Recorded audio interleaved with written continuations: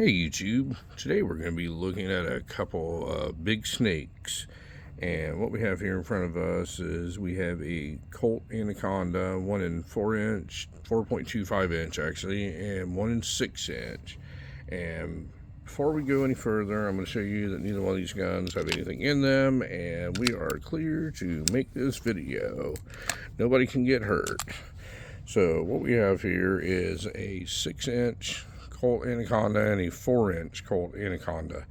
And I did a previous video on both of these sizes, but the 4.25 inch one that I did a video on, I did not own at the time, and when I did that video, that made me have to go get one. And I've been doing this series of videos here lately, and I realized I had not done a video comparing the 4-inch and 6-inch Anaconda. So what we'll do is we'll look at, this is a 4.25 inch Colt Anaconda, and this is chambered in 44 Magnum. And a little bit of history about the Colt Anaconda was, Colt was one of the last companies to get into the 44 Magnum game, and they did not get into it until 1990. They came out with the Colt Anaconda, and what it is, it featured a full vented rib on top and a full underlug underneath, and it looked very similar to the Colt Python.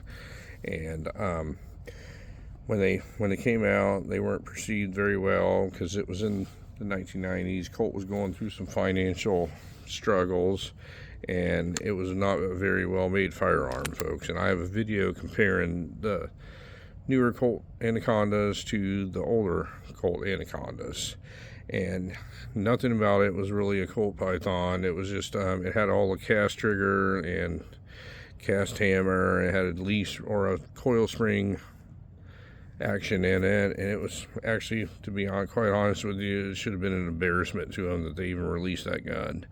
The only thing that was Python like was the vented rib and the full underlug. It looked a lot like it, but at closer look, it was not it. So when they got out of the revolver game altogether in like 1999, there was a lot of cries for Colt to start making their revolvers again. And then around 2017, they started making revolvers again. They started off with the Cobra, and right when I saw that, I was like, I don't think they're going to be able to ever produce the actual Colt Python.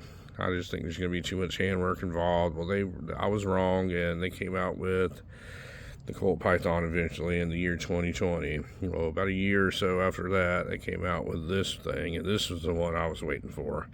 This Colt Anaconda and 44 Magnum. And buddy, let me tell you something, these things are smooth, man. It is smooth as butter. And all the complaints about the original Colt Pythons was that they never made it in 44 Magnum. Well, they do now, folks, because these things are freaking awesome. The actions on them are just as smooth as the Colt Pythons, because it's actually an exploded Colt Python action in them. And when I first got mine, I got this 6-inch one here, and that's because that's the only thing that was available was the 6 and the 8-inch one. And I was really wanting like a 4-inch one from when they used to make them back in the day, but I got this thing, and I was like, man, it looks really awesome. And I ordered these simulated ivory grips from a company across the country online and everything, and I didn't really know how it was going to look, and man, it turned out looking awesome. I mean, extremely awesome. And then like last year or so at SHOT Show, they said they were going to make the 4-inch one, and I was a sucker for a 4-inch revolver, and I borrowed a friend of mine's to make a video on it, and I did the video on doing the sight change, which I'm going to do to this one. This one still has the factory sight on it, which I'm not a real big fan of. If you see the some of my other videos, you'll see this little blade's a little loose on it. This one's actually the best one I've ever seen, though, because this one actually does not wobble around inside the frame. So I did a video on putting these Wilson Combat sights on them, on how to do it and everything like that. I'm a real big fan of Wilson Combat and what they do there. So they came out with these. I borrowed a 4-inch Anaconda from a friend of mine, and I was like, man, this is going to cost me here, because now I'm going to have to buy one of these things, and I ended up getting one.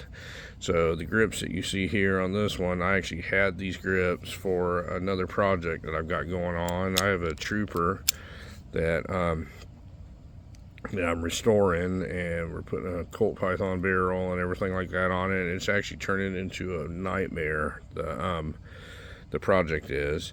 And when I got this thing, I put these grips on this thing just to see how it looked like. I swear this is probably the best feeling grips I've ever seen on a large frame revolver like this. I mean, they are awesome. There's a little texturing right here, and they're kind of checkered here, and they're finger grooved. They have a little Colt medallion. They came from a company called Altamont Grip Company. They're pretty popular. They make the factory stocks now for the new Colt Pythons. And these things come with rubber grips on them from the factory, and I'm not a real rubber grip guy. I like things to look good and function. So I kind of fell in love with the way that these things look.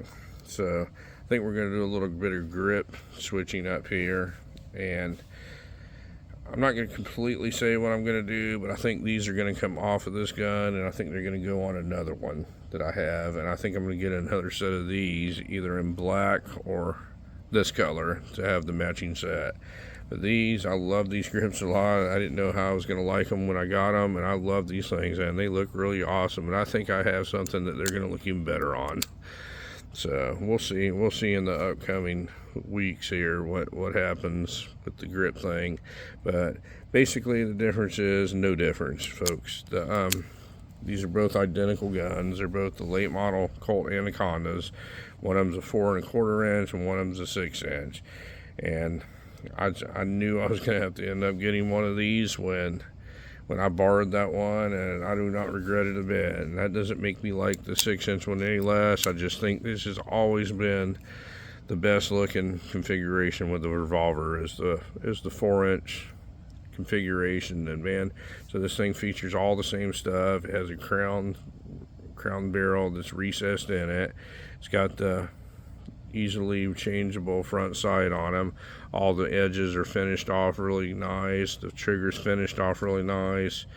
The hammer is serrated on it. It's got adjustable sights for windage and elevation. And like I said, folks, they're going to be changed here shortly. I'm going to put a rear Wilson Combat sight on it, so the markings on it just says Colt, or it just says Anaconda 44 Magnum on one side. On the other side, it has your serial number and then the little barcode, which I wish it didn't have on there, but it is what it is. On this side, it just says Colt, and it has your Hartford, Connecticut stuff and all that. This is the finish that it has. I haven't done anything to it. All I did is wipe all the oil off and everything like that.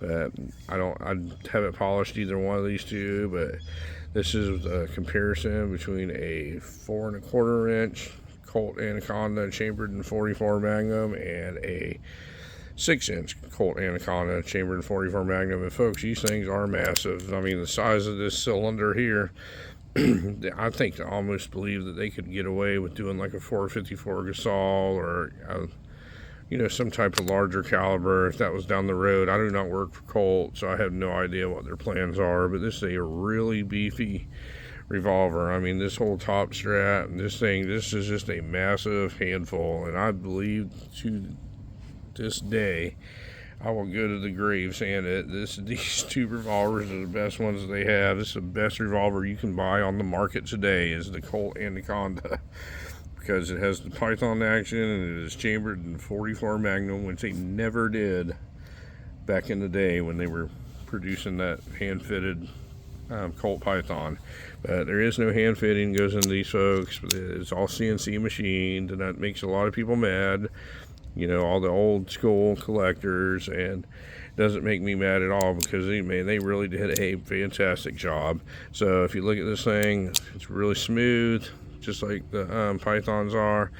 The single action trigger pull is very crisp. There's absolutely no take up on it. And where all the money is, folks, in these new Colt revolvers is double action. It's just so smooth going right through. It's all smooth. There's no stacking or anything like that. Same thing with the 6 inch. Real smooth as it comes back. There's no take up at all. The single action goes off, and then it's smooth all the way across here. As you can see, it just sweeps right through.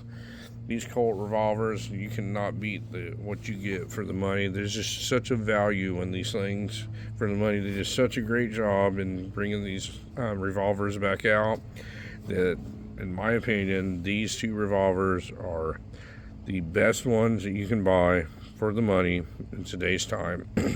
None of the other new production revolvers even come close to these things. And yes, they are a little bit more expensive than a Smith & Wesson or a Ruger, but I mean, look at what you get, folks. For a little bit of extra money, you get all this finished work, you get the looks, you get the smooth action in it, and also they lock up absolutely bank vault tight. It's what Colts have always been known for.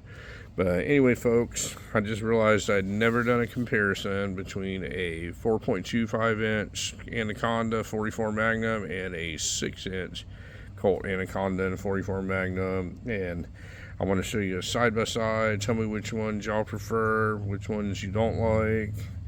Let me know what you think. Anyway, folks, thank you very much for watching my video today, and you folks have a great day.